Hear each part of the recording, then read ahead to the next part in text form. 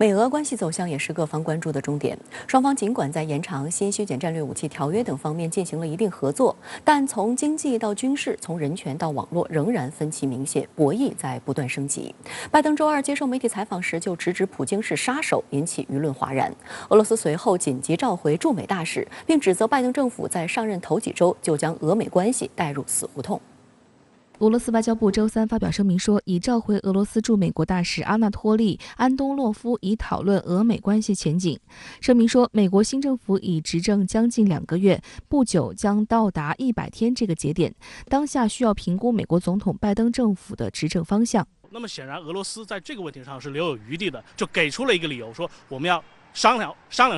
如何去更好的处理美俄关系。但是呢，希望美方对此产生俄方希望的那种正面的回应，抗议的成分肯定是有的。俄美关系近年来一直处于紧张状态，两国在网络安全、能源安全、军控以及地区热点问题上存在明显分歧。周三，以去年8月俄罗斯反对派人士纳瓦利内被俄方下毒和判刑入狱为由，美国商务部宣布对俄罗斯施加更多的制裁。而美国情报部门周二发布报告称，俄罗斯在2020年美国总统大选期间支持特朗普，对拜登竞选团队进行打压。但报告称，俄罗斯并没有尝试直接改变选票，而是通过影响特朗普身边的人来释放不利于拜登的消息，帮助特朗普连任。更让俄罗斯愤怒的是美国总统拜登的说辞。美国广播公司周二播出的专访中，拜登表示同意普京是杀手的说法，还说普京会为干涉美国大选付出代价。You know Vladimir Putin, you think he's a killer? I do. So what price must he pay? The price he's going to pay, well, you'll see shortly. 不过，在记者的追问之下，拜登并没有透露具体的行动措施。面对拜登的指责，俄方的回应也来得很迅速。俄罗斯国家杜马主席维亚切斯拉夫沃洛金随后在一份声明中抨击称，普京是我们的总统，攻击他就是对我们国家的攻击。周四，俄罗斯联邦委员会副主席康斯坦丁·科萨切夫表示，美国总统做出这种评价是无法令人接受的，只会加剧恶化美国和俄罗斯的关系。如果美方不对拜登关于普京的言论进行澄清和道歉，那么俄方除了召回驻美大使磋商外，还可能采取进一步措施。俄罗斯外交部副部长里亚布科夫、外交部发言人扎哈罗娃等官员当地时间周三也回应称，美方言论是毫无根据的虚假信息，俄方平静看待美方的制裁威胁。Принимается этот доклад, он не принимается, потому что, во-первых, это очередная порция лжи, дезинформации, фейков. А во-вторых, такое впечатление, что подобным документам американские спецслужбы хотят просто оправдать свое существование и те колоссальные бюджеты, которые выделяются на их работу. 美国的民主党，他们对俄罗斯干涉美国大选不是从今天开始指责，至少从希拉里4年前那会儿败选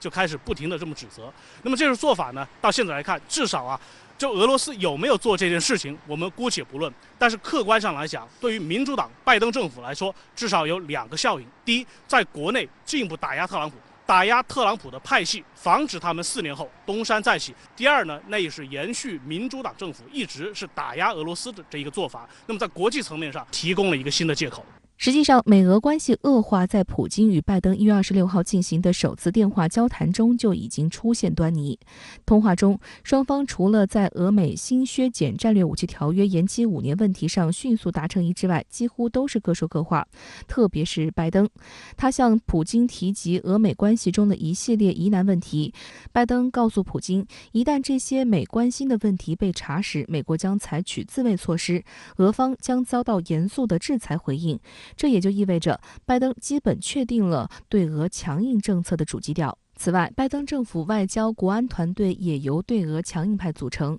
包括主张对俄实施强硬政策的国务卿布林肯，长期支持对俄制裁的总统国家安全事务助理沙利文，以强硬反俄著称的副国务卿纽兰，以及白宫国安会俄罗斯与中亚事务高级主任肯德尔·泰勒等。许多观察人士认为，美俄关系不会重启，只会是新一轮战略博弈的开始。美俄关系的基本盘不会改变，遏制俄罗斯仍是美国对俄政策的主要目标。大概率来讲，美俄关系在未来的4年肯定是和过去4年特朗普时代大不相同，对抗增多，合作减少应该是大势所趋。但是这其中还是有一个第三方变量，也就是说，其他的大国在美国拜登政府看来，他是把这个威胁怎么排序？相关话题来连线特约评论员刘和平。刘先生你好。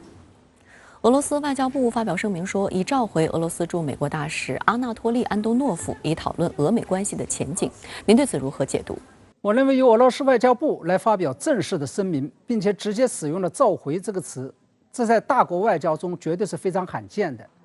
它往往意味着两国关系已经走到了快要断交的边缘。很显然，俄罗斯的这个动作是要向美方传达出俄罗斯很生气、后果很严重的外交信号。而在我个人看来，俄罗斯这样做的直接原因，并不是因为美国中情局发表公开报告指责俄罗斯干预了美国大选，也就是试图在2020年美国大选期间支持特朗普、抹黑拜登，而是因为美方这次直接冒犯到了俄罗斯总统普京头上。因为不仅美国中情局直接指控普京总统下的命令，而且拜登在接受美国广播公司采访时公开称普京是一个杀手，这显然是碰触到了俄罗斯方面的底线，带来了严重的政治后果。所以我们看到，不仅俄罗斯国家杜马立即挺身而出发表声明捍卫普京的尊严，称普京是我们的总统，攻击他就是对我们国家的攻击，而且俄罗斯外交部立即就召回了驻美大使。不过有意思的是，俄罗斯在摆开不惜跟美国断交架势的同时，却为自己留下了充足的外交回旋余地，不仅给自己画的这条蛇添了一个足，也就是召回安东诺夫的目的是为了讨论俄美关系的前景，其言下之意就是讨论完了之后还有可能回到美国去，而且特别指出，如果美方能意识到两国关系恶化带来的风险，俄方有意愿防止其走向不可逆转的地步。这些都说明普京也不想在这个时候将美俄关系彻底掀翻。那么在您看来，美方指控俄罗斯干预了美国大选，以及俄罗斯召回驻美大使，这两件事情又会对接下来的美俄关系带来什么样的影响？会不会让美俄关系彻底失控呢？我认为那倒不至于。我在前面谈到了，不仅俄方在召回驻美大使这件事情上留下了转圜的余地，美方的态度也是有所保留。而在我看来，美俄关系不会因为这件事情而走向进一步的恶化，尤其是不会因此而走向彻底的对抗。还有这么几个方面的理由。其实我认为这件事情之所以会闹成一场外交风波，里面还有两国领导人意气用事的成分在里面。美国中情局报告显示，俄罗斯干预美国大选的目的就是为了让拜登无法当选，这显然会让拜登耿耿于怀。而拜登公开侮辱普京为杀手，这更为有损于普京的最高尊严。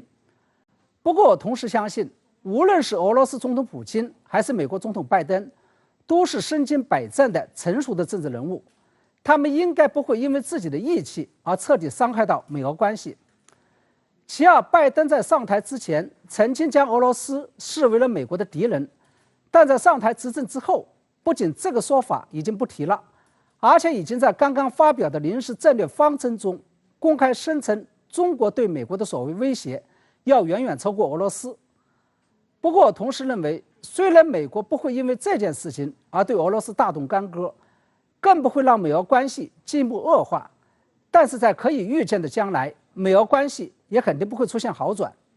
因为拜登政府接下来应该会把俄罗斯给晾在一边，置之不理。好的，谢谢刘先生跟我们共同在线分享您的观点，谢谢。